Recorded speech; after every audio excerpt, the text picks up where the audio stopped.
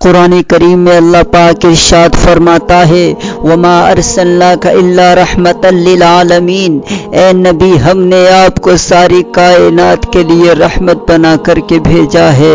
میرے نبی علیہ الصلاۃ والسلام ساری کائنات کے لیے رحمت بن کر کے آئے ہیں۔ اللہ اکبر، جانوروں کے لیے رحمت بن کر کے آئے، چرند و پرند کے لیے رحمت بن کر کے آئے، یعنی کائنات کے ذرے ذرے کے لیے اللہ رب العزت نے اپنے حبیب کو رحمت بنا کر کے بھیجا ہے۔ برادران ملت اسلامیہ، میرے آقا کی شان تو وہ ہے، میرے آقا کو دیکھنے کے لیے جنگل کے جانور ترسا کرتے تھے۔ اللہ اکبر، جب میرے آقا کا بچپن کا زمانہ تھا، میرے نبی علیہ الصلاۃ والسلام جنگل میں بکریاں چرانے کے لیے جایا کرتے تھے، تو جنگل کے جانور میرے آقا کا چھپ چھپ کر کے دیدار کرتے تھے۔ اللہ اکبر، میرے آقا سے جنگل کے جانور بے انتہا پیار کرتے تھے، بے انتہا محبت کرتے تھے۔ آئیے ایک مرتبہ میرے آقا علیہ الصلاۃ والسلام کی طبیعت علیل ہو جاتی ہے،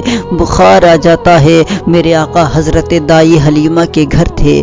حضرت دائی حلیمہ کے بیٹے جو تھے اکیلے بکریاں چرانے کے لیے چلے جاتے ہیں۔ محمد عربی صلی اللہ علیہ وسلم اس لیے نہیں گئے کہ آپ کی طبیعت علیل تھی، آپ بخار کی حالت میں تھے۔ حضرت حلیمہ کے بیٹے جیسے جنگل میں بکریاں چرانے کے لیے جاتے ہیں، جنگل کے جانوروں نے دیکھا کہ آج محمد الرسول اللہ بکری چرانے کے لیے نہیں آئے، بڑے اداس ہیں جنگل کے جانور۔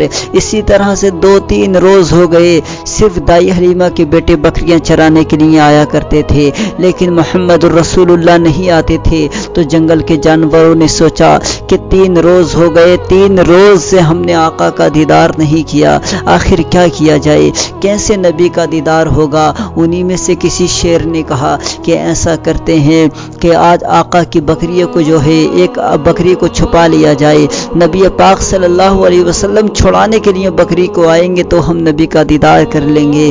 اللہ اکبر، جنگل کے شیروں نے ایسا ہی کیا، دائی حلیمہ کی ایک بکری کو چھپا لیا۔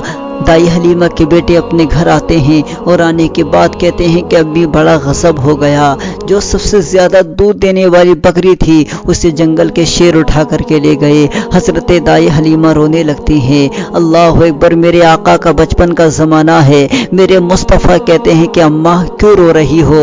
تو وہ کہتے ہیں کہ بیٹا، اپنی جو سب سے زیادہ دودھ دینے والی بکری تھی اسے جنگل کا شیر اٹھا کر کے لے گیا ہے۔ تو میرے آقا نے فرمایا، اے اماں پریشان کیوں ہوتی ہو؟ محمد ہے نہ چھڑانے کے لیے، آپ کو گھبرانے کی ضرورت نہیں ہے، آپ کو پریشان ہونے کی ضرورت نہیں ہے۔ میرے آقا علیہ الصلاۃ والسلام جنگل جاتے ہیں اور جانے کے بعد میں ایک صدا لگاتے ہیں، اے جنگل کے جانوروں ذرا باہر نکل کر کے آؤ۔ کس کی اتنی ہمت ہو گئی کہ جس نے محمد رسول اللہ کی بکری کو چرایا ہے؟